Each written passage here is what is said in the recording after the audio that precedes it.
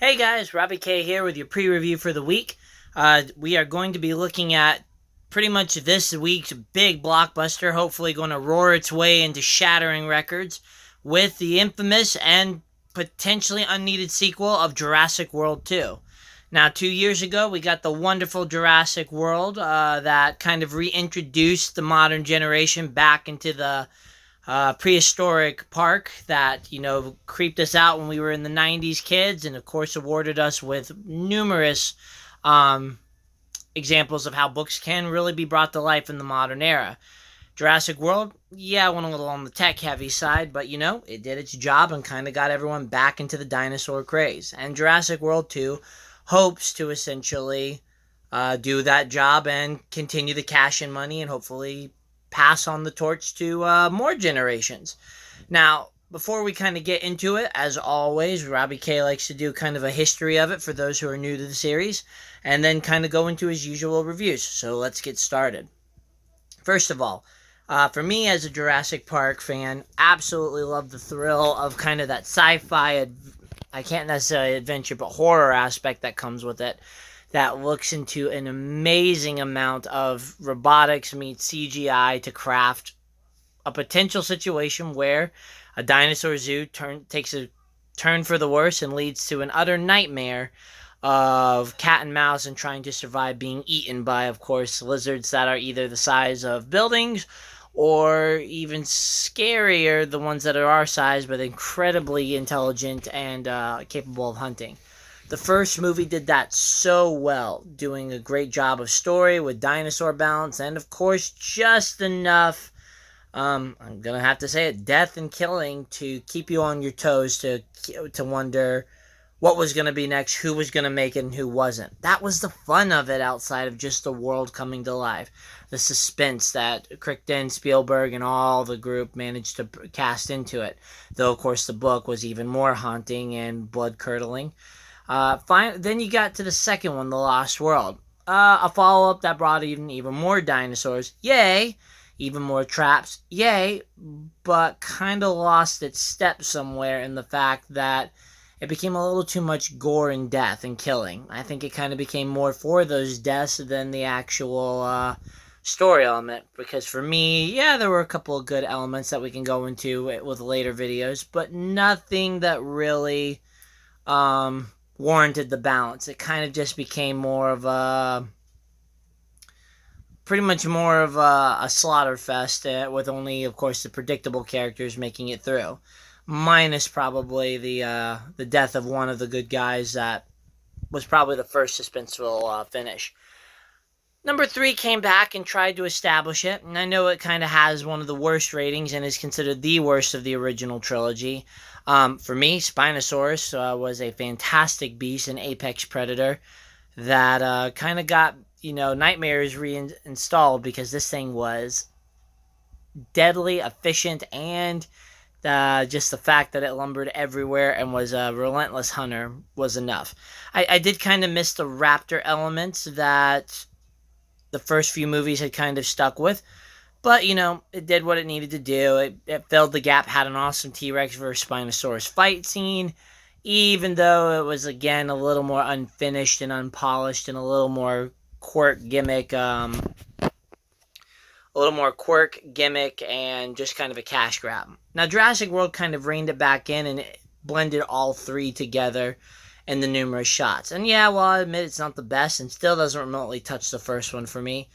It's still one of the better ones for me in the fact that it kind of went back to its roots, brought out some of the things, did some rehashing, but kept that thrill and adventure and suspense in there of how to take care of this new threat that we created, while reintroducing and kind of integrating the fact that maybe the world isn't ready for the scientific technology of dinosaurs. So this brings us to Jurassic World Fallen Kingdom, or Jurassic World 2 as I just called it.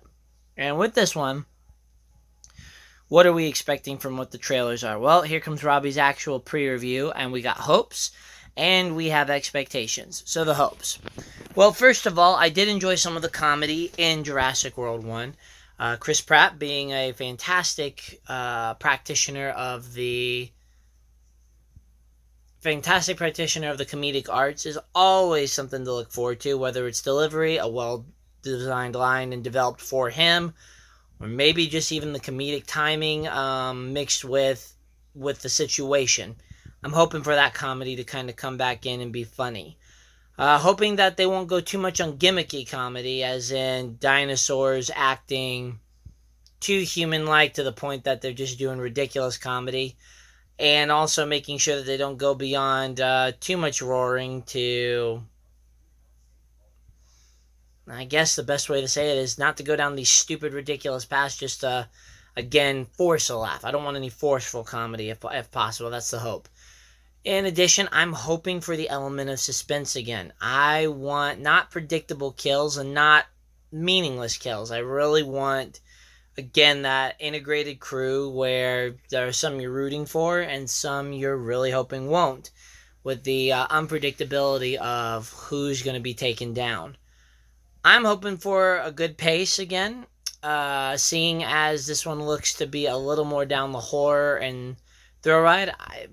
It's got some promise and hopes that it will be moving, that or I should say that it will have a good pace of kind of adventure meets exploration and character development, especially given that they're harboring on his relationship with the Raptors.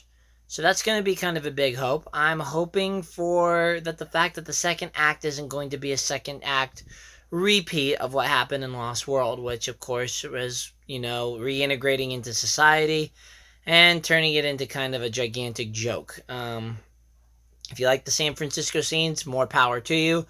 But I think we can all agree it took a much different turn than what most of the Jurassic Parks are. And creative as that is, and unique as that is, and as appreciative as it is, at the same time, that's not necessarily the entire element of Jurassic World. And I think we could easily just turn it into a sci-fi movie, like on the Sci-Fi Channel, to just go ahead and start integrating dinosaurs into the modern one. That's kind of when you get to the hokey, just mindless death comedy that you can really harbor on, aka Sharknado stuff.